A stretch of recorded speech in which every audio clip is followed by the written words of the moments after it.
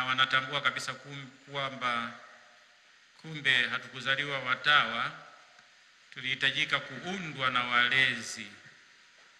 Waliweza kutuongoza, wakatufikisha katika unovisi, kipindi maalum cha kutafakari vizuri wito, kutafakari vizuri shirika na karama ya shirika, na mpaka leo tunaamua sasa kujiweka wakfu kwa Mungu, kwa Kristo, katika nadhiri za kwanza katika shirika hili na kufuata karama ya shirika hili. Kwa ndio maana wanamshukuru Mungu katika hilo.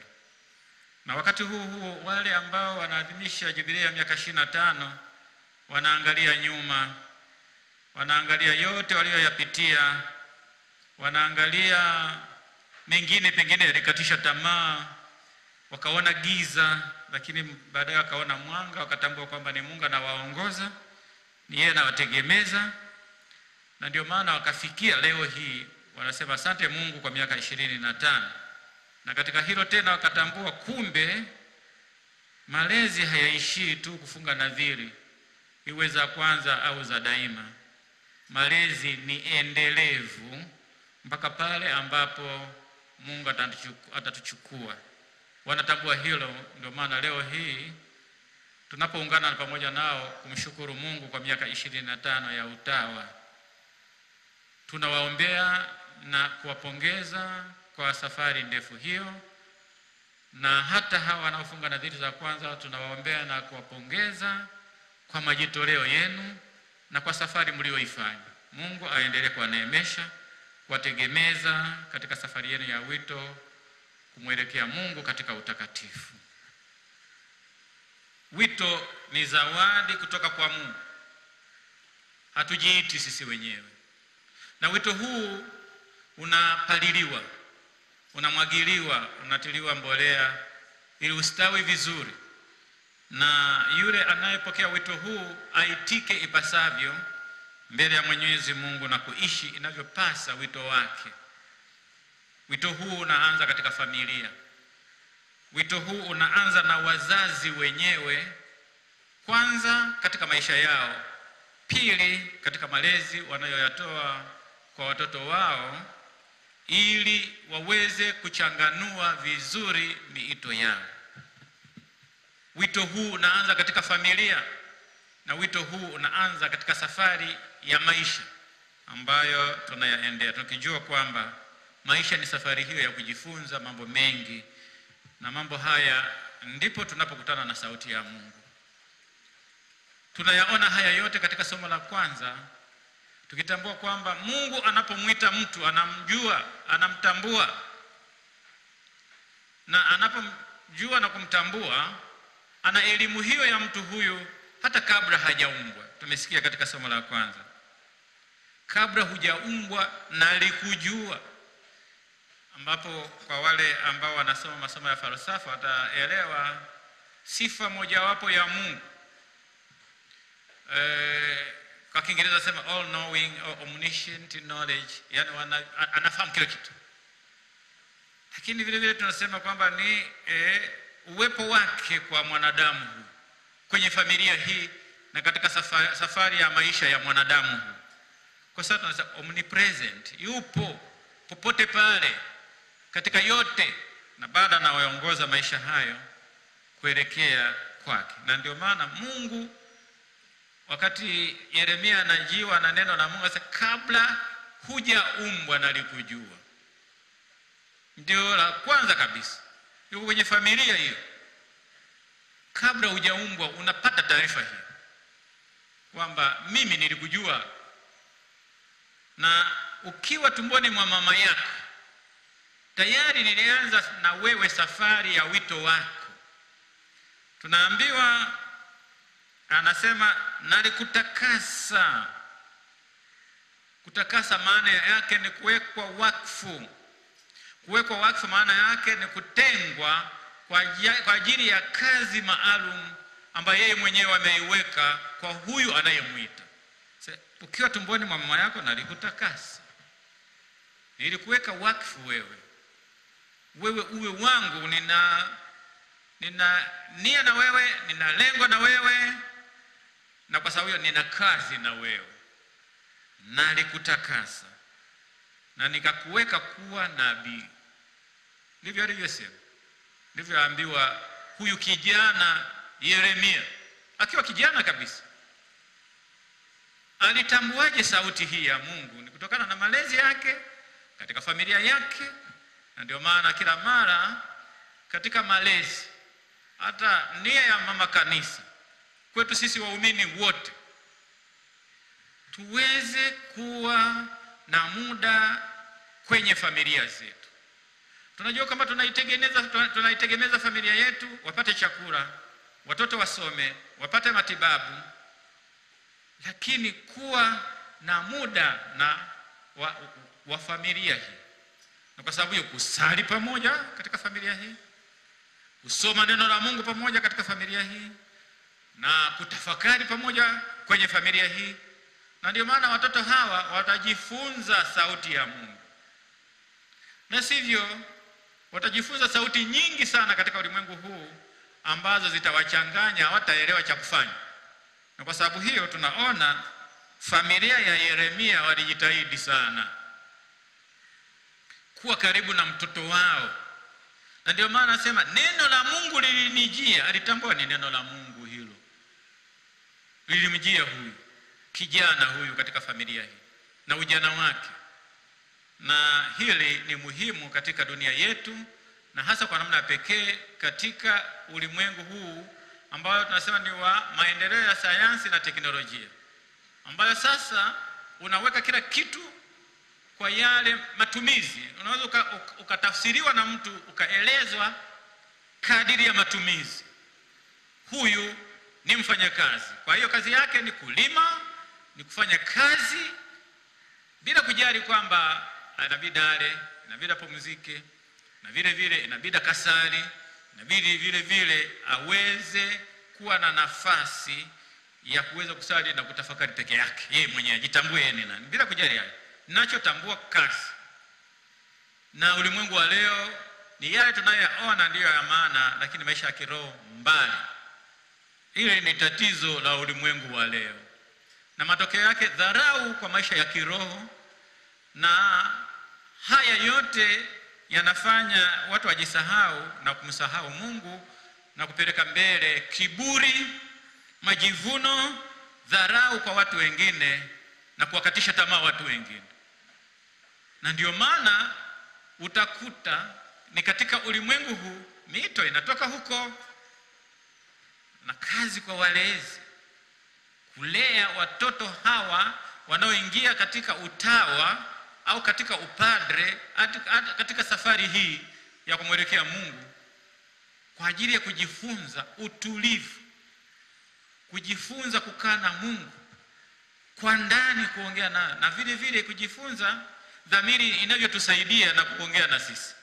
Mungu ambaye anakaa humu na kutuonya na kutusaidia. Ni kazi sana, kwa sababu roho zetu, mioyo yetu wakati mwingine inachanganyikiwa kwa kelele zilizopo katika ulimwengu, na zinaathiri hata maisha ya kitawa. Na mtawa asipokaa vizuri, akazubaa, anachukuliwa kirahisi, anaingia katika nyanja hizo, na anakuwa ni wa ajabu, ambaye anaanza sasa kutufanya wengine tuanze kushangaa, kwa sababu anatuaibisha sisi sote kutokana na lile analolifanya. Ndio maana ni muhimu wazazi kuwa na nafasi katika familia, kulea watoto wetu, watambue wito wao, wapambanue mito yao. Mzazi wa leo ataangalia pengine mtoto wa kike aolewe, mtoto wa kiume aowe, na pengine tunaweza kaweka tania kwamba apate mchumba mwema. Si kwamba apambanue vizuri mito yake, kwamba yuko upande gani. Mungu anatujua tulivyo. Mungu anajua tuketipo na tutembeavyo na nia zetu na yote. Na ndio maana tunaonywa zaidi na zaidi kumweka mbele yetu sisi sote, kuwa na nafasi ya kwanza katika maisha yetu na katika safari yote. Kwa ndio maana tunamwona huyu Yeremia katika somo la kwanza, na ujana wake kwa kazi nzito aliyokuwa anaiendea, ni nzito kweli kweli. Alianza kutoa vigezo na nini vyote na vile vile visingizio, mimi ni mdogo na siwezi kaongea na siwezi kafanya nini. Kwa wito ni zawadi, na zawadi ya Mungu lazima itunzwe. Inatunzwa na sisi sote. Kwa watawa, zawadi hii inatunzwa na maisha ya jumuiya. Mwenzetu anapoanza kushangaa nje, tumrudishe kwa kumwonya, kwa kumkemea, kwa kumfundisha kwa upendo, ili atambue na kujitambua kwamba anaanza kwenda nje ya reli ambayo ni njia ya kumwelekea Mungu katika maisha yake. Na ndio maana tunasema kwamba mtawa anafunga nadhiri, anasema ni public profession of vows. Ana pronounce vows zake, nadhiri zake kwenye umati. Na anapofunga nadhiri zake, ni kazi ya jumuiya kulinda nadhiri hizi za mtawa huyu, asije kapotea katika kelele za dunia hii, katika sauti mbalimbali hizi ambazo zinapoteza wengi. Katika somo hilo tunaambiwa vile vile na kuangalia kwa namna pekee kwamba Mungu anapotuita hatuachi. Mungu anatuwezesha kwa kazi ile aliyotuitia. Ameniita kwa mtawa, ananiwezesha niweze kwa mtawa mwema, na kazi kwangu kushirikiana na neema ya Mungu katika kutimiza yale yote ambayo yananipasa kama mtawa, kuyatimiza yote. Kwa anatuwezesha. Tunajuaje anatuwezesha? Katika Yeremia huyo aliyekuwa anaanza kuweka visingizio, tunaambiwa kiashiria mojawapo cha kuwezeshwa na Mungu, nimeweka maneno yangu kinywani kwako. Kama una kigugumizi, hicho ni cha kwako kama binadamu. Kama unatetemeka ni muoga, huo ni ubinadamu wako. Lakini mimi nimeweka maneno yangu. Utakachokisema ni maneno yangu, sio maneno yako ya kigugumizi, si uoga wako. Nakupa ujasiri, usiogope. Nakupa ujasiri, utamke vizuri. Kwa hiyo uhubiri neno la Mungu. Wewe uliyeitwa, samini mtawa na uhubirije, pengine sitaenda mbele, naweza Mungu anatupenda na neno, lakini katika kutoa ushuhuda wangu kwa Mungu, ninahubiri habari njema kwa watu wote. Katika kuonyesha mfano mzuri kwa watu wote hawa ambapo naishi nao, ninahubiri habari njema. Na kwa sababu hiyo nimeitwa kuwa shuhuda wa Bwana wetu Yesu Kristo. Na yeye mwenyewe amenipa uwezo huu. Na kwa sababu hiyo si uwezo wangu mimi mwenyewe, naongozwa na Mungu popote pale ninapoenda. Mungu ananiwezesha kwa kunipa maneno yake, kwa kunipa nguvu zake, kwa kunipa ujasiri, nisiogope, nisikimbie watu hata wanizomee namna gani, lakini najua ni wapi. Nikitambua nimeitwa na Mungu na mimi ni mtoto wa Mungu, kila mara natafuta utukufu wake, kila mara natafuta sifa zake, naziimba hizo sifa, na kwa sababu hiyo niko karibu kila mara na yeye. Nikianza kuonyesha kiburi, nikianza kuto kuonyesha utii, na ndio maana watawa tunapoweka nadhiri zetu, tunasema tunaishi maisha hayo, tunaishi mashauri ya kiinjili. Mashauri ya kiinjili, tukimwangalia Yesu fukara, tukimwangalia Yesu mseja au msafi wa moyo, tukimwangalia Yesu mtii. Na sisi tunafuata nyayo hizi kumwelekea yeye. Na tunapofuata nyayo hizi, yupo na sisi, ametushika mikono. Nikishaanza kutambua kwamba Mungu ameniacha, ajue kwamba naanza kuchukua njia nyingine ambayo sio. Kwa ndio maana lazima nikae chini nitafakari. Ndio maana kila mara ninapoitika leo kwamba nafunga nadhiri zangu, lakini lazima kila siku niseme nipo. Kila siku lazima niseme, na kila pale palipo pagumu niseme, Bwana ananiita katika eneo hili, hujaniacha na nitavuka salama. Niwe mtu mwenye matumaini.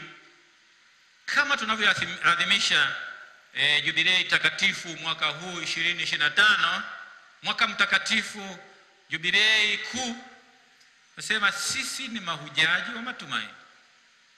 Na tumaini halitahayarishi. Ukisoma waraka Mtume Paulo kwa Warumi sura ya 5 ya 5, tumaini halitahayarishi. Haliwezi kanidanganya wala haliwezi kanikatisha tamaa. Nitabakia mtawa wakati wote. Nitasimama pale nilipo.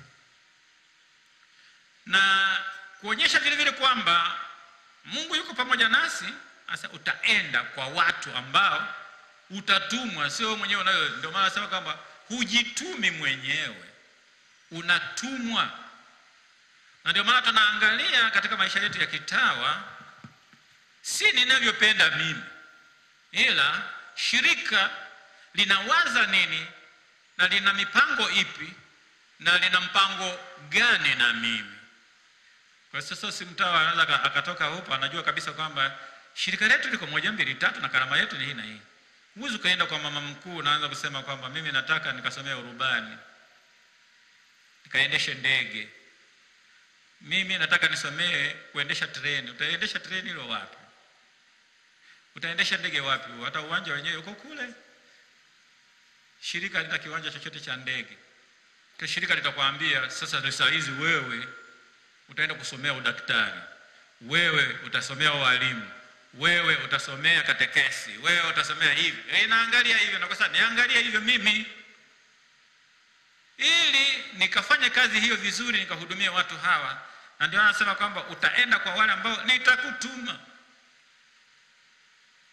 kuongea nao kadiri ya mahitaji ya shirika hili na kutimiza ile karama ya shirika ambayo ipo, sio kutimiza ya kwangu.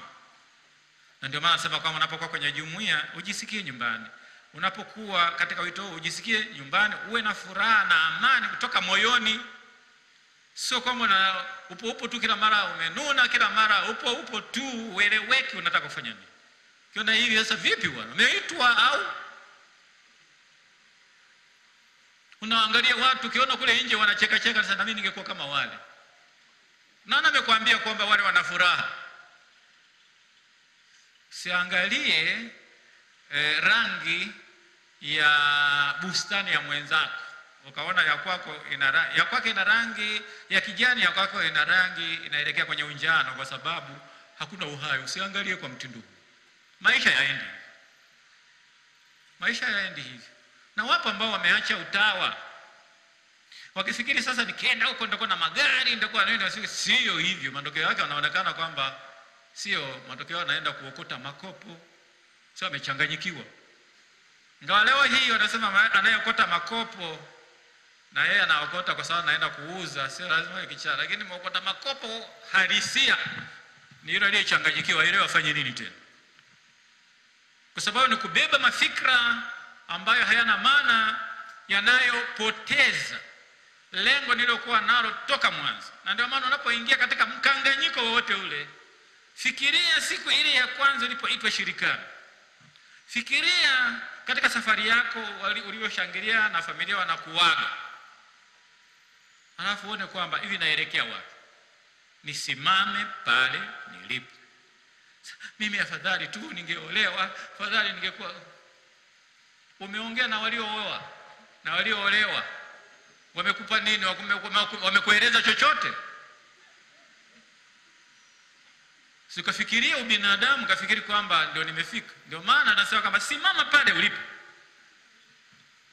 Ndio maana anasema kila siku Fanya ambacho Waingereza wanasema discernment of your vocation. Kila siku pambanua wito wako.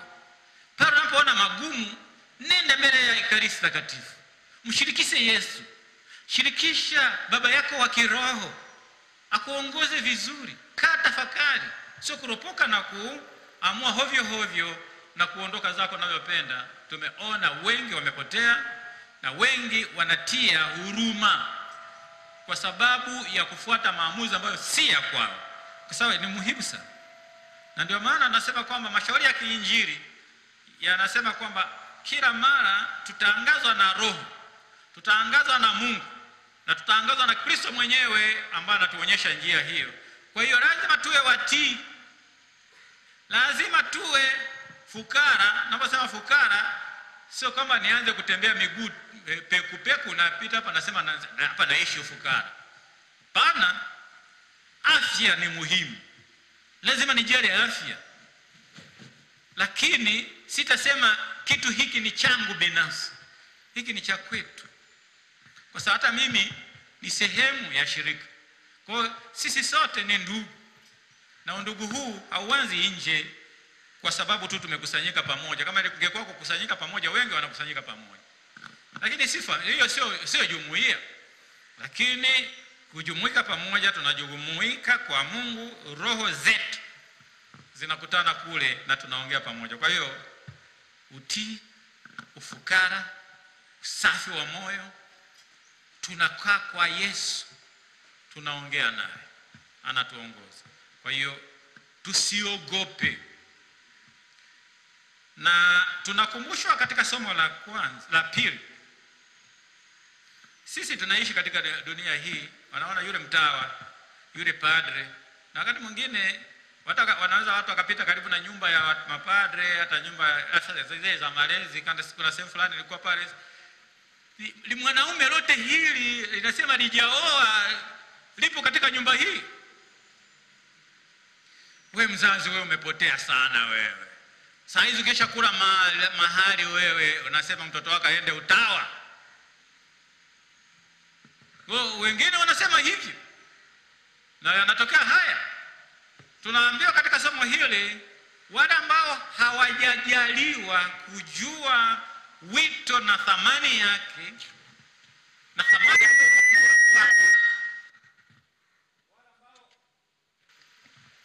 hawajui hilo, ndio wanaropoka. Tunaambiwa kwamba kwa wale ambao ni Wayunani, wale wanajidai sana, wale ambao sio, wase hao wamepotea, ni upuuzi. Tumesikia vizuri somo la pili linavyotuelekeza kwa mtu anapokudharau katika wito wako, usianze kuogopa kusema lakini ni kweli. Wewe, mimi nakwambia, saa hizi ungekuwa unafanya biashara hii, ungekuwa Kariakoo, saa hizi ungekuwa na maduka haya na nini. Saa hizi wewe acha tu, nitakupa na mtaji. Lakini kweli umepotea. Ukishapotea tena, utakapoacha yule anayesema atakupa na mtaji, umuone tena hata simu zake zipatikane. Unapaki kuhangaika. Wapo wengine alisema haya, mimi naacha. Okay, wewe nunua nguo ile na ile unanipa mimi na kutunzia. Kuna mmoja alifanya hivi. Nunua nguo nampa yule. Nunua. Alipomaliza sasa naaga, amebeba na kabegi kake kamgongona, anarudi nyumbani. Anasema sasa mimi naondoka, sitaki utawa wenu. Anafika pale anakuta jamaa yule. Sasa karibu sana kwenye nyumba yao, mko wengi tu. Wewe ni wa 10 sio wangapi? Hata nguo zile niliwagawia wenzako walikuwa hana. Naanza kulia tu, umeshaaga kule. Na kwa sababu hiyo lazima kuwa macho katika dunia ya leo ambayo inalaghai. Ahadi nyingi za kutamanisha. Na ndio kama hujawahi kupata iPhone, utapata na iPhone. Sasa ngoja niende kwenye iPhone. Unaacha kitu chako cha thamani ambacho Mungu amekuwekea, unakimbilia huko. Matokeo yako unapotea. Na ndio maana ili kuweza kujua vizuri kwamba mimi ninachokielekea kina thamani kubwa, tusikilize vizuri injili ya leo inavyosema. Unataka kuwa mfuasi wa Yesu? Unataka kuwa mtawa? Unataka kuwa nani? Jikane mwenyewe. Na kujikana mwenyewe, acha ni tamaa ya hovyo hiyo. Ukitamani kuwa na iPhone, utatamani kuwa na voucher. Nani anakupa voucher? Asipokupa voucher utakuwa mwizi. Usipokuwa mwizi utafanya mambo ya ajabu ili upate voucher hizi.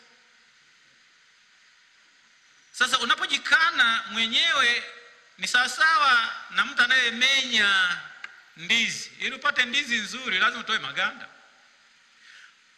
Hakikisha kwamba kwa yule kwa mfano ambaye ni mkulima wa zabibu, asipopogolea hatapata mizabibu mizuri. Na maisha yetu vile vile hivyo. Kujikana wenyewe ni kujiprune, kujiweka sawa, tuzae matunda katika yale tunayoenda. Kujikana wenyewe, na ukijikana mwenyewe ujue kwamba ni kubeba msalaba kila siku. Na msalaba wangu sifikiri kwamba naenda kubeba ile msalaba ile mti, lakini wale naoishi nao ndio Mungu amenipa. Kuna mwingine kila mara atanikosoa, kuna mwingine nitasema mimi sitaki nimuone, kuna mwingine yote haya wale naoishi nao Mungu amenipa, jirani zangu, tukijua kwamba kila mmoja ni wa pekee mbele ya Mungu. Na upekee huu mbele ya Mungu, kila mtu ana tabia yake na vipaji vyake. Kuna wengine paka aje afanye kitu taratibu. Kwa nini unafanya hivi? Ndio alivyo. Uwe mvumilivu kwa wenzako. Kama wewe umeweza kufika mbali katika safari yako ya wito, basi jua kwamba kuna walio kuvumilia vile vile. Sio kwamba umetungua haya yote kutoka hewani, hapana. Kwa ulivumiliwa. Kasa kama ulivumiliwa, wape nafasi na hao. Na katika kuvumiliana huku ndipo tunaweza tukawa kitu kimoja. Na ili tuweze kufanya hivyo lazima tubebe msalaba. Kama tukikataa kubeba msalaba ni ngumu sana. Tutakuwa ni watu wa kuhukumu. Tutakuwa na watu wa kusengenya. Pata picha mtu anasengenya kwenye jumuiya. Akisengenya kwenye jumuiya, yule mwingine anasikia aliyesengenywa huyu ngumi kwenye jumuiya. Matokeo yake jumuiya hiyo inabakia kuwa ni jumuiya ya ndondi. Na kama ni ndondi, na mimi unashangaa watawa wamevaa magloves ya kupigana. Sasa kuonyeshana ubabe ambayo sio hivyo. Kuvumiliana, kusameheana, kufanya upatanisho, lakini unyenyekevu na kuona kwamba Mungu ndiyo yote. Na amenipa yote haya niyafanye. Kwa hiyo kujitwika msalaba. Tusikimbie msalaba. Tunaelekea Kalvari na Yesu wetu. Hatuwezi tukaikwepa Ijumaa katika maisha yetu wakati tunatarajia kupata utukufu hata siku moja. Lazima tujue kwamba lazima tupitie Kalvari ili tuweze kwenda mbinguni. Ni muhimu. Ndio uweze sasa kumfuata Yesu taratibu. Wakati fulani pagumu na yeye mwenyewe anakuangalia, sasa Yesu naomba nisaidie kuinua msalaba. Mnaendelea naye. Mwisho mnafika kule. Ndio maana tunaona kwamba katika safari yetu ya wito tukumbatie msalaba. Alama ya ushindi. Alama ya ushindi huu ni bendera hii ambayo inatupa nguvu ya kushinda yote. Na maisha ya utawa ni mazuri tu pale ninapokuwa na jumuiya yangu, sio peke yangu. Ambapo nazingatia mambo ya jumuiya. Ninazingatia mambo ya jumuiya na ninafuatilia na ninafanya yote mambo ya jumuiya. Siwezi nikachafua nyumbani kwangu nikafikiri mimi ni msafi nje. Ni unafiki wa bure tu.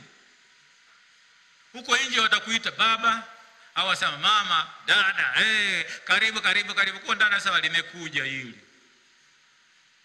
Ni lile. Nimesafiri afadhali tu leo tumepata nafuu. Sio. Kama napofika pale, wenzangu, najisikia nyumbani niko pale. Na niliwamisi dada zangu, niliwamisi kaka zangu. Sasa tunakutana hapa, jamani nimetoka huko safari ilikuwa 1 2 3. Pole sana, karibu wewe, jisikie hivi, chukua hiki, chukua hiki. Na maisha yanaenda. Ndio ndugu hao. Na iona familia yangu ya nyumbani kwangu nilikotoka katika jumuiya yangu.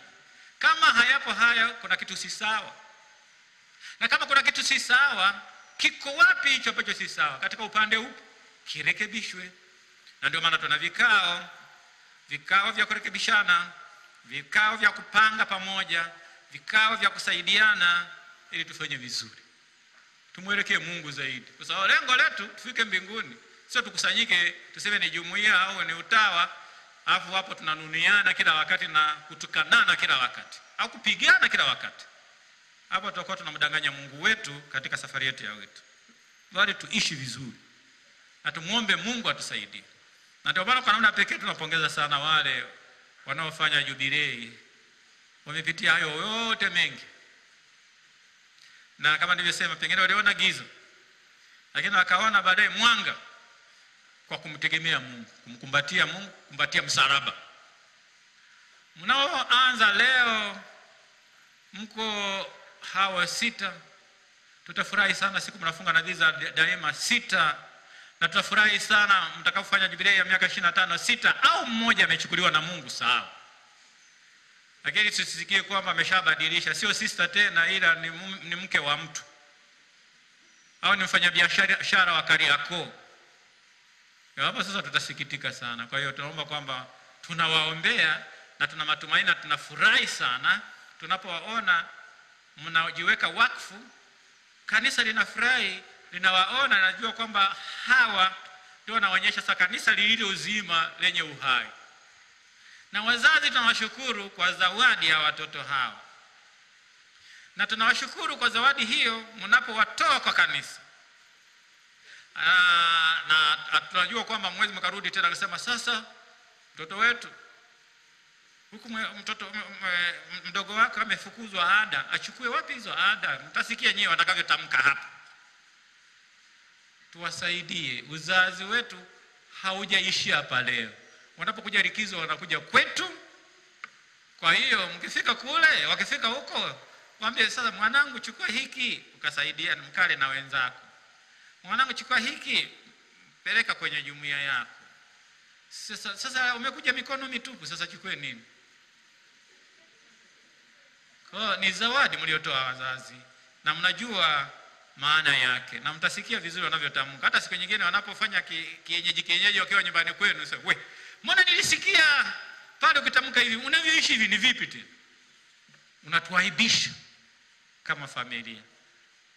Kwa hiyo bado mnaendelea kulea kwa kuombea na kusaidia watoto wenu waishi vizuri wito wao ule ambao nyinyi wenyewe mnashuhudia wanapojiweka wakfu mbele ya Mwenyezi Mungu. Tuendelee kuombea sisi sote na kila mara kuwapa moyo kwa maisha haya ni mazuri sana na yanafurahisha. Na Mungu yuko pamoja nasi kila wakati. Hatujapotea hata kidogo. Anatutegemeza katika safari yetu. Tumsifu Yesu Kristo.